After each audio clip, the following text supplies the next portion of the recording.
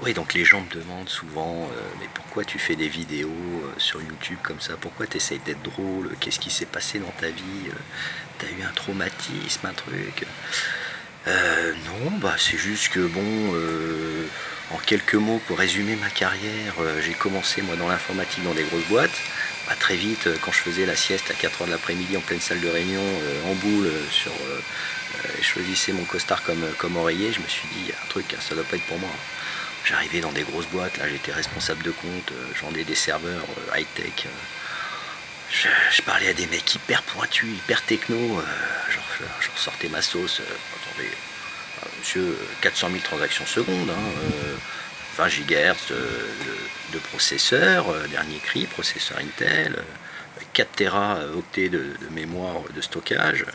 Ah non, c'est une Formule 1, hein, Formule 1 du serveur. Hein.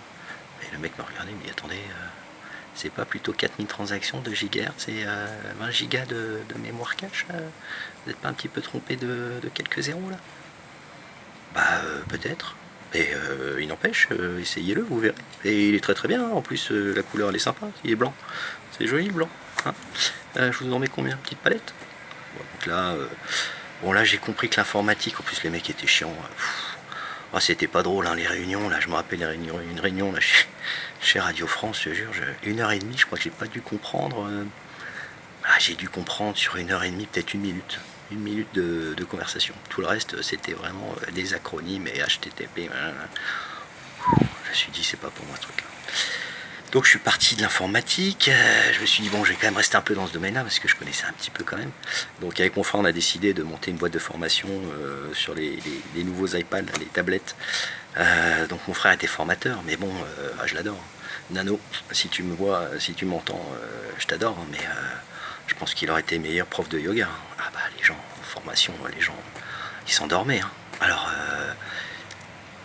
nouveau Nokia 9210, paramètres exceptionnels, vous pouvez cliquer à gauche pour synchroniser vos contacts. Ah, les gens s'endormaient. Hein. Alors ils nous demandaient pas de les rembourser parce qu'ils avaient quand même, ils s'étaient reposés, mais enfin bon, c'était limite. Hein. On a pas eu beaucoup de clients. Donc on a arrêté. Après, j'ai dit à ma femme, j'ai dit écoute, c'est peut-être Paris, c'est pas fait pour nous, on va aller à la campagne, on va prendre une auberge, un restaurant. Le maire arrive à l'auberge avec sa famille, et puis je prends la commande, et puis nous à Paris, c'est quand même un peu différent, mais le gars arrive, il me demande une entrecôte, il me dit crue à l'intérieur, froide et saisie à l'extérieur. Bon, je lui dis, écoute, ouais, il veut une crème brûlée façon bidoche, quoi.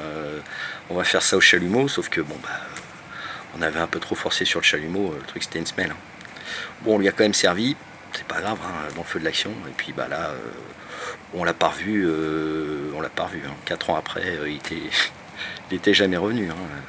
Non, puis les maires, ça connaît un peu de monde quand même, ça fait un peu de pub. Donc voilà, bon après, on est plein de déboires, mais bon, je passe sur les détails. Ah oui, donc après, l'auberge c'était rigolo parce que du coup, comme on perdait tous nos clients ni côté bouffe, je me suis dit on va faire une auberge, un bar à concert. Hein, on avait l'endroit pour, c'était immense, donc mais dans un village de 40 habitants, la moyenne d'âge c'est 70 ans. Quand vous faites des technos, des rêves parties dans l'auberge, vous les fermez, où les gens prennent des trucs, fument des pétards et puis alcool à gogo, ça passe pas. Hein. Quand les mecs à 3 heures du mat ils ressortent complètement bourrés, se mettent à danser sur les capots des voitures, non, ça l'a pas fait. Donc on est reparti un petit peu comme ça. Après, on est parti à l'aventure, hein, au Maroc. Là, j'étais journaliste, c'était sympa, côté à conseiller à tous les jeunes. Hein, quand vous êtes journaliste, c'est cool. Hein, les gens vous invitent un peu partout, les concerts, les expos, les restaurants aussi. Les restaurants qui ouvraient, ils m'appelaient, bonjour monsieur, voilà, on aimerait que vous veniez essayer notre restaurant. Alors toi tu y vas, tout, super content, t'emmènes ta nana. Tu prends un peu tous les plats qu'il y a à la carte, tu te lâches, tu sais que c'est gratuit, c'est freestyle, et puis voilà, merci, au revoir, merci, au revoir et tout. Puis 2 jours après, le mec t'appelle, il dit bonjour Cyril, voilà, j'ai toujours pas vu de petits papiers dans le journal, machin.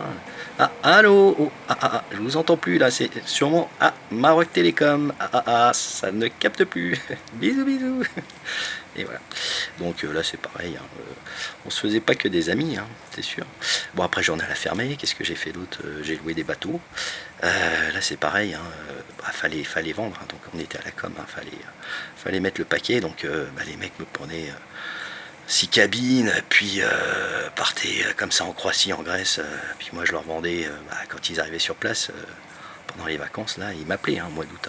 Mais c'est quoi ce bordel? On a 3 cabines, on est 10, comment on va faire? C'est quoi ce truc-là? C'est pas ce que vous nous avez vendu. Bah, je leur disais, attendez, oh, plus on est fou, plus on rit.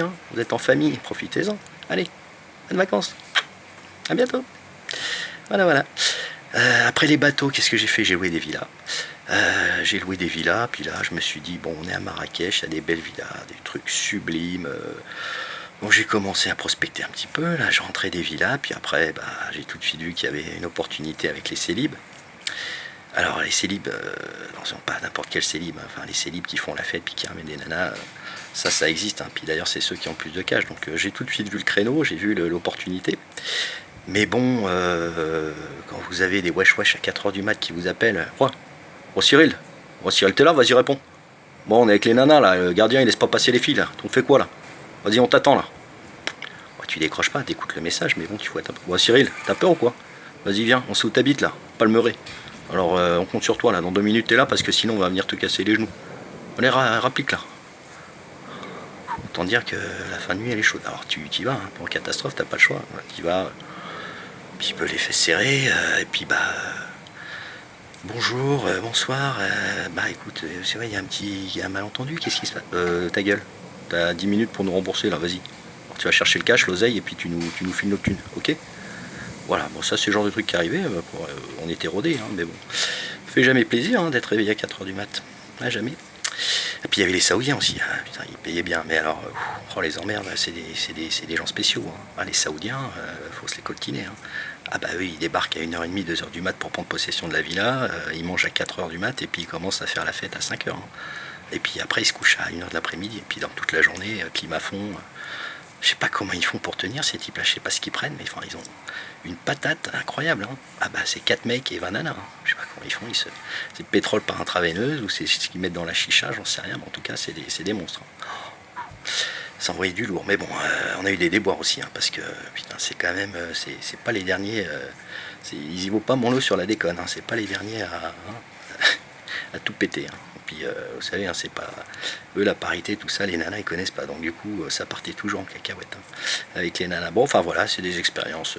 Puis ce qui m'a fait vraiment faire les vidéos, c'est un jour là sur Facebook, j'ai rencontré une nana super jolie, hyper belle, brune, des dents blanches, 1m75, 95D, gaulée comme une déesse, hyper jolie, belle carrière.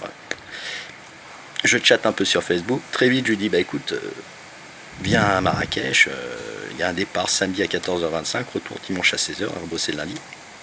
Et puis elle me dit ok, voilà, super surpris, je me prépare, je fais le truc nickel, je range l'appart, machin. Elle arrive à Marrakech, on passe les 24 heures, ça se passe super bien, on va au resto, machin. Et puis, chacun dans sa chambre, quand même, chambre d'amis, je me suis dit, je vais pas faire le mort de faim dès le début. Et puis, à l'aéroport, au moment de la ramener, pour se dire au revoir, puis j'ai pour l'embrasser quand même, je me dis je tente un truc. Elle me dit Cyril, elle me regarde dans les yeux puis elle me dit Cyril, t'es un mec intelligent, t'es plutôt agréable, t'es mignon, t'es drôle, mais t'as pas de thune, t'es pauvre, t'es un clochard quoi. Allez, on reste amis. Ouais, ok, pas de soucis, moi ça me va bien, non, ça me va, oui. Donc quand tu prends ça un dimanche soir dans les gencives, t'es pas préparé, autant dire que ça fait mal. Mais bon, voilà, maintenant, si vous voulez m'envoyer des chèques pour que j'aille faire le couillon sur la plage à Deauville avec ma brunette, là, vous pouvez. Pas de soucis, je vous envoie l'adresse de ma mère, plutôt en MP. Voilà. Allez, en vous remerciant, à bientôt.